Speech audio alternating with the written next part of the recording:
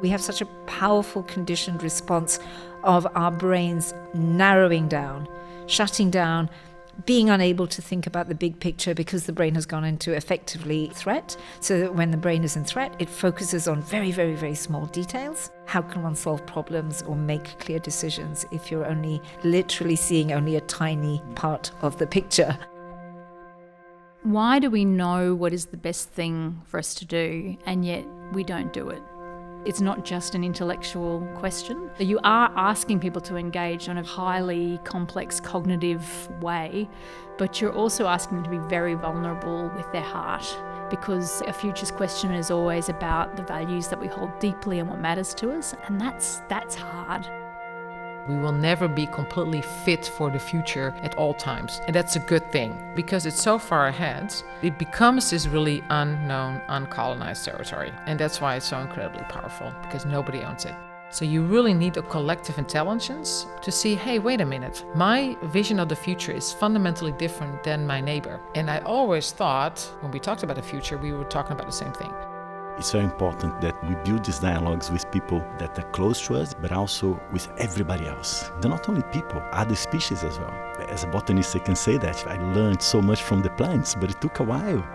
So I think futures literacy is a process where there's no teacher and there are no students. Everybody's learning and teaching at the same time. Need for looking for a larger narrative. This kind of swimming pool, that we were in, and the idea that we can kind of dip in and out of the connecting fog around us. Well, we share everything we know and everything we experience and everything we discuss, and make that as some sort of regenerative How business model. How do you storm the future? So how do you move about? How do you storm other things and disrupt them in a good way? Equality, or space for equality, which leads to another version of saying it, which is embodying dialogue, societal dialogue in different ways, which can start with... And combining rationality with emotion to create resonance. So this is how we can collaborate on something that each organization has economic incentives, as well as we create a shared story. All these different people, whereas here it's genuine. It's not something that you have to brag about. It's not something that you have to push to the forefront, but it's there.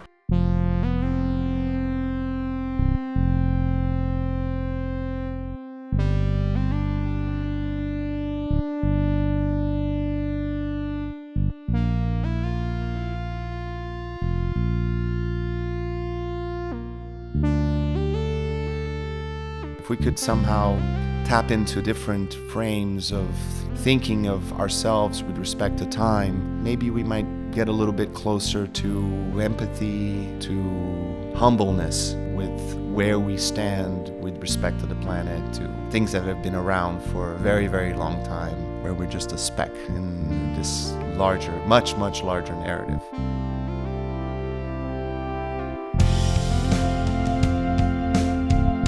We live longer and we think shorter, it seems. We need to slow down sometimes and to just be aware of how we connect with all our different layers of being. By accepting the fact that there's as many different futures as there's people in the room, I think we could get closer to embracing a more fluid lifestyle where we constantly negotiate with uncertainty and try to extract important information out of complexity, rather than telling ourselves that we can tame it or eliminate it. Fear causes us to reduce uncertainty. But if we say uncertainty is actually something good, I can diversify futures, that in itself is saying I do not make decisions out of fear, but just the fact that I put another future next to it is an act of hope. I hope that at a deeper level there is an alternative way through a problem space that opens up that problem space and that allows for new insights to come about. I think it's a rare pleasure to work in a discipline where you can hold the terror and the awe in the one moment and be okay with that complexity. It's critical for us as a species to maintain, if not develop and support, cognitive flexibility. In a sense, we're walking down a path of destruction that is not necessary and that can easily be changed. From my experience, many people seem to think that many things are just like they are and we cannot change them, and that's bullshit. Just to encourage people, you need to show them that it's worth the effort because it is changeable. And if you get a better understanding on how and when to use your future images to make not better decisions, because we don't know if they're better or not, but better informed decisions, then you are futures literate.